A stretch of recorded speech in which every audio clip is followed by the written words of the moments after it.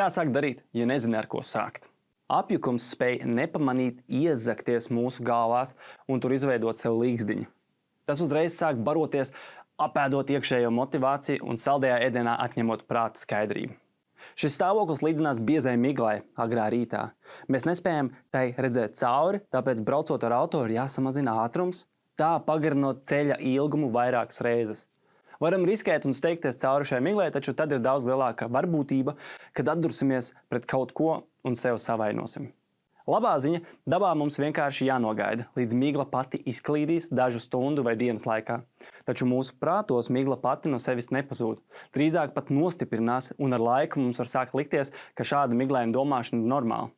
Taču varu tev galvot, optimāli mūsu prāts spēj strādāt asi un skaidri, tāpēc miglainībai tajā nav vietas.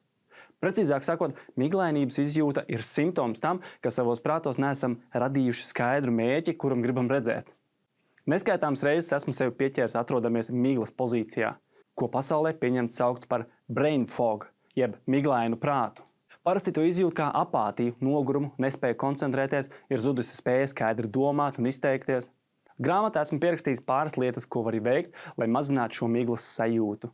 Taču pirms tam vēlos pastāstīt par vienu no efektīvākajām tehnikām, kādu zinu.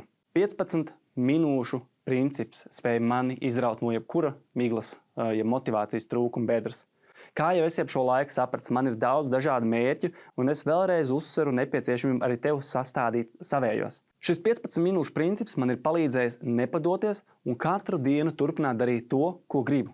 Šādā veidā esmu uzrakstījis vairākas grāmatas kā autors un līdzautors, radījis 3 dažādas uzņēmumus un daudz spēlnošus hobijus. Princips pašā saknē ir ļoti vienkāršs, un tieši tāpēc tik labi strādā. Kad man vairs negribas neko darīt un šķiet, ka esmu izpumpējies, es apņemos izdarīt vēl vienu uzdevumu ne vairāk kā 15 minūtes ilgumā, maksimums 15 minūtes. Katrs mēs varam veltīt uzdevumam 15 minūtes, vai ne? Dažreiz tās ir mokoši grūtas un lēnas 15 minūtes, citreiz sākot darīt negribat. Sagribas turpināt un 15 minūtes izvēršas vairākās stundās. Kā vislabāk izmantot 15 minūšu principu? No visa, kas tev jādara, izvēlēs tikai vienu uzdevumu, kuram veltīsi maksimums 15 minūtes. Atceries, ka 15 minūtes 100% tiek veltītas vienīgi šim uzdevumam. Tās ir 900 supervērtīgas sekundes. Izvairies no jebkādiem traucēkļiem. Apklusini telefonu, izslēdz televizoru, aizver visus Facebook, Instagram, TikToks, YouTube un vispārējo. Pievērsies šīs 15 minūtes tikai šim vienam uzdevumam. Sāc darīt no tās vietas, kur esi, ar to, kas tev ir pieejams tagad. Šajā brīdī, kad esi izplānojis sākt, tev ir vienkārši jādara.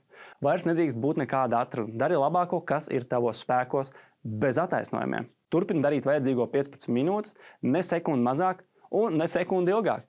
Ja uzdevums likās grūts, tad palepojies ar sevi.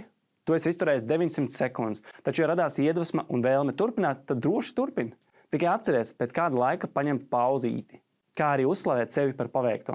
Pieņemu, vēl neesi man noticējis, ka šāda pieeja tiešām strādā.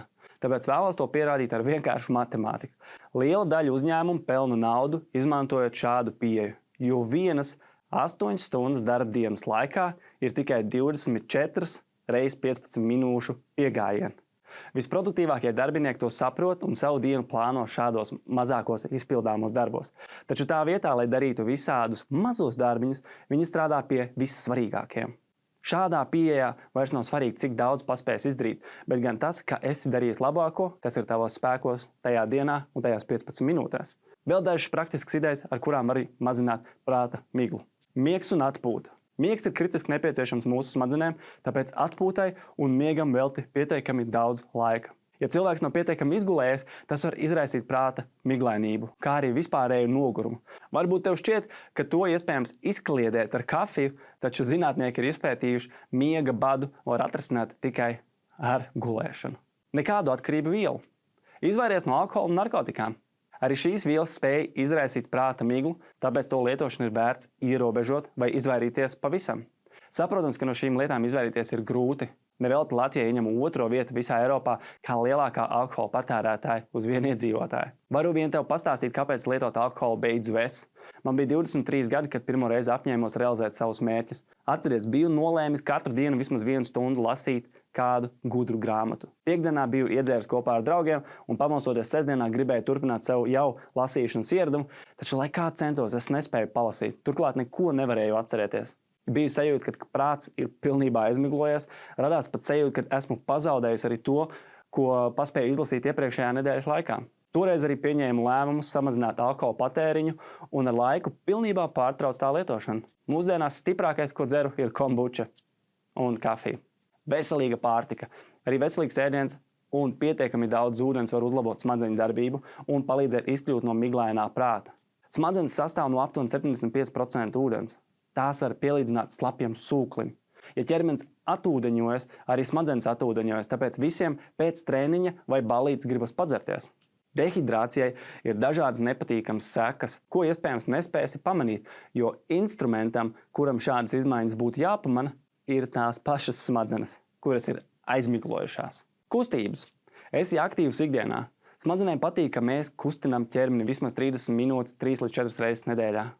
Piemēram, staigāšana, skriešana vai jogas praktizēšana var uzlabot asinsritu un palielināt labo vielu ražošanu ķermenī. Tā palīdzot domāt skaidrāk. Ass prāts. Asini prātu ar dažādiem vingrinājumiem, kuri var palīdzēt uzlabot koncentrēšanās spēju, uzmanību un atmiņu. Piemēram, liec puzles, mini krustvārdu mīklas. Arī lasīšana un rakstīšana ir lielisks smadzeņu treniņš. Nedalīta uzmanība. Centies koncentrēties tikai uz vienu uzdevumu. Tā skaitā multitasking, jeb darbošanās uz vairākām pusēm, var izraisīt apjukumu. Fokusēšanās uz vienu uzdevumu var palīdzēt tev uzlabot koncentrēšanās spēju, kā arī izkļūt no miglainās izjūtas. Miers un klusums. Meditācija ir ļoti vienkārša, bet grūti praktizējama nepieredzējušam prātam. Taču tā var palīdzēt nomierināt prātu, uzlabot tavu fokusēšanās spēju un arī palīdzēt mazināt apjukumu. Izvēlēs jebkuru no visiem ieteikumiem, lai atrastu sev piemērotāko stratēģiju. Kamēr pildi uzdevumu, centies sev pavērot, lai sajustu, kurš no veidiem tev palīdz izkļūt no prāta miglas vislabāk. Ja tas palīdzēs vienreiz, iespējams, ka nostrādās arī citā reizē.